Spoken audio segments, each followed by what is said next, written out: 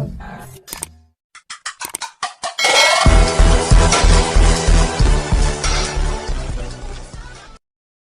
Viewers, welcome back to Say easy.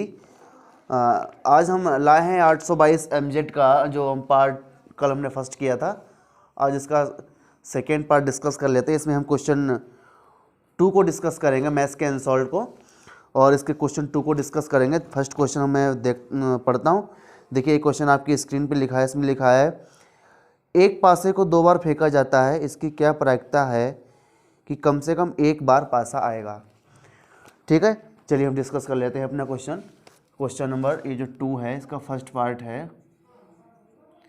देखिए, आपने पासा देखा है तो पासे में कितने पहलू होते हैं? पासे में 6 पहलू होते हैं ना। हर एक पासे में 1 2 3 4, देखिए कितने होते हैं, 1 2 3 4 5 और 6, ये 6 पहलू होते हैं।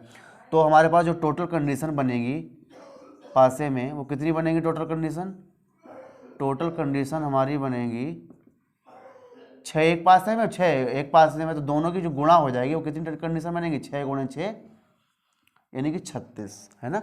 अब आप कहोगे कि 36 कैसे? तो 36 कंडीशन हमारी इस तरह से बनेगी, 1 के साथ 2 भी आ सकता है, 2 के साथ 3, इस तरह से हमारी कुल कंडीशन जो है वो 36 ही बनेगी, है ना। 2 पासे जब हम एक साथ उछालेंगे तो कुल कंडीशन हमारी उसमें 36 बनती हैं। और कंडीशन इन फेवर देख लेते हैं। तो कंडीशंस इन फेवर में कितनी कंडीशंस हमारी आएंगी? फेवर में कंडीशन आएंगी हमारी, कह रहा है कम से कम एक बार 5 आए, है ना।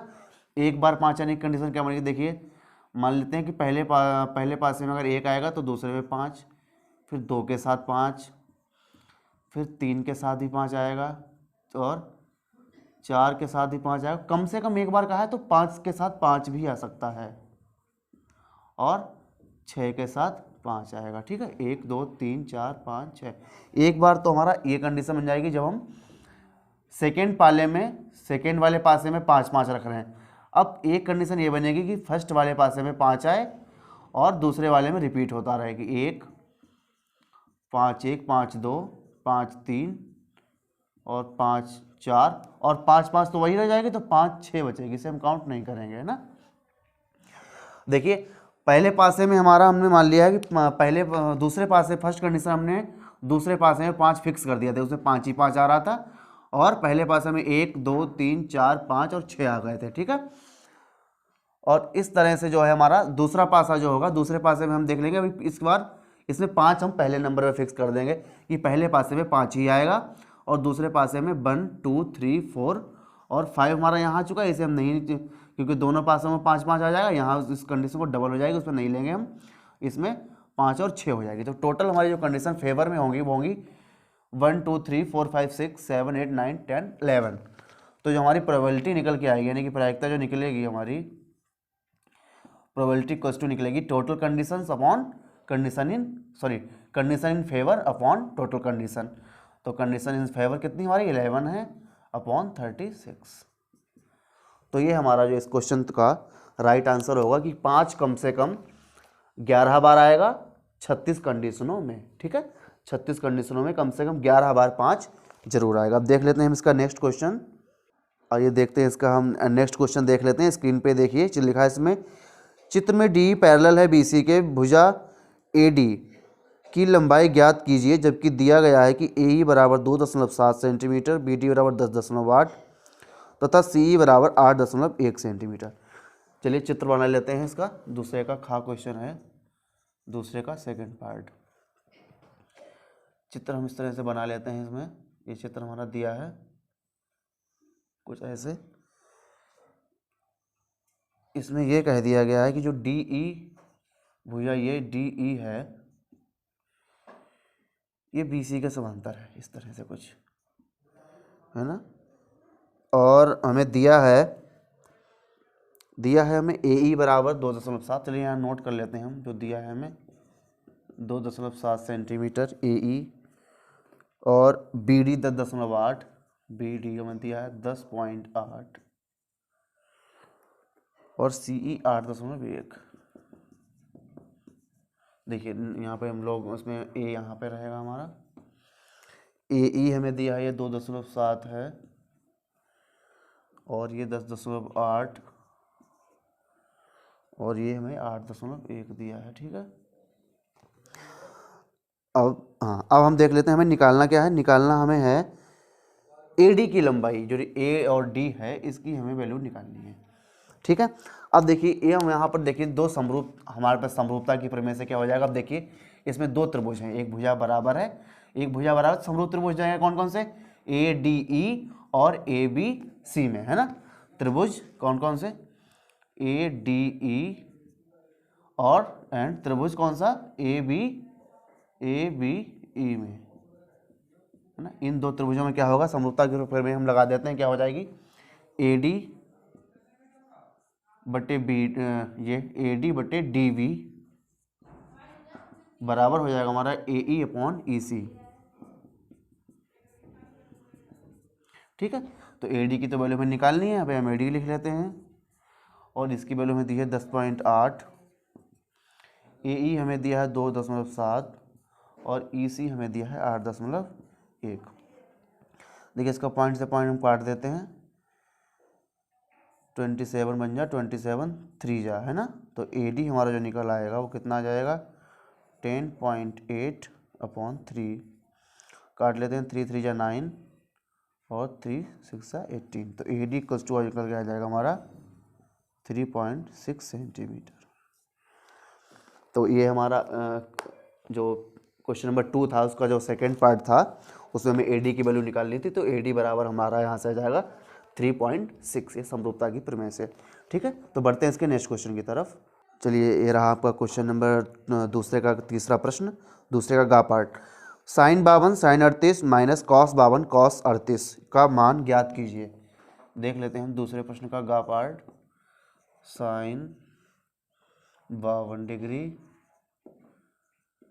sin 38 डिग्री माइनस का cos 52 डिग्री cos 38 डिग्री। अब देखिए ये क्वेश्चन हमारा माइनस में है, अगर हमारा क्वेश्चन ये प्लस में होता, ठीक है, अगर ये क्वेश्चन हमारा प्लस में होता तो यहाँ हम कुछ कर सकते थे कि साइन को कॉस में कन्वर्ट करके कुछ फार्मूला टाइप का बन जाता। हाँ, फार्मूला नहीं बन पाता, फार्मूला तब भी नहीं बनता। और ये माइनस में है तो हम एक साइड को दूसरी साइड में ही कन्वर्ट कर लेते हैं, जैसा हमारी देखिए, क्योंकि साइन का जब कोई कोण 90 डिग्री से माइनस होता है वो कॉस में कन्वर्ट होता है। तो या तो कॉस को और वाइस वर्सा ऐसा भी होता है, क्योंकि कॉस का साइन में और साइन का कॉस में।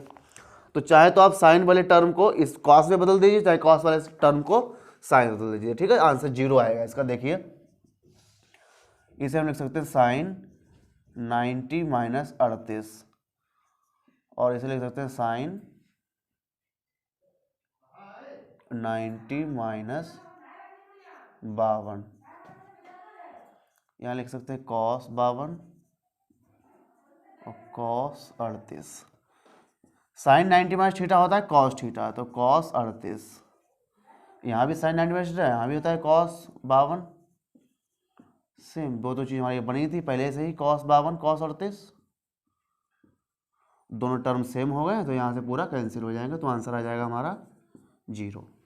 ठीक है, अब इसमें एक क्वेश्चन और रह गया है, ये समांतर श्रेणी का है, फटाफट इसे भी डिस्कस कर लेते हैं यहीं से। ये दूसरे का लास्ट पार्ट बचा है हमारा। ये जो दूसरे का लास्ट पार्ट है इसमें दिया है कि समांतर श्रेणी 21, 18, 15 का 15वां पद ज्ञात कीजिए। देखिए श्रेणी हमारा श्रेणी दी है हमें 21, 18, 15, इसका 15वां पद पूछा है, 15वां पद। ठीक है, 15वां पद। अब देखते हैं हम कि श्रेणी का nवां पद का फॉर्मूला क्या होता है समांतर श्रेणी में। nवां पद का फॉर्मूला क्या होता है, an equals to a plus n minus 1 into D. अब हमें यहाँ पे a और d ज्ञात करने हैं। a क्या होता है, a होता है प्रथम पद, ये प्रथम पद और ये सर्वांतर, है ना, ये तो आपको पता ही है। और n होता है हमारा जितने हमें पदों की संख्या, जितने हमें पद ज्ञात करने हैं। 15 दिया है हमें, n कितना दिया है 15, और प्रथम पद हमारे यहाँ से कितना हो जाएगा 21, और जो सर्वांतर है वो 18 में से 21 जाएगा -3। ये देखिए यहाँ सर्वांतर डी निकाल लेते हैं। डी कैसे निकालते हैं, दूसरे पद से पहला पद माइनस करना, 18 - 21, तो डी आ जाएगा हमारा -3, और ए बराबर 21 दिया। यहाँ पे वैल्यू इनपुट कर लेते हैं, ए 15 निकालना है, ए 15 लिख लेंगे। ए हमारा है 21 प्लस एन का मतलब भाई 15 -1, और डी हमारा है -3। 21 प्लस 14, देखिए 14 बचेगा, और -3 है ना, तो 21 और माइनस प्लस माइनस 14 है 42, तो -21, ये हमारा 15वां पद आ जाएगा -21। ठीक है, तो ये था हमारा 822 MZ का सेकेंड पार्ट। पार्ट 2 हमने जो डिस्कस किया, इसमें हमने क्वेश्चन 2 के सारे जितने पार्ट्स थे हमने डिस्कस कर लिए हैं।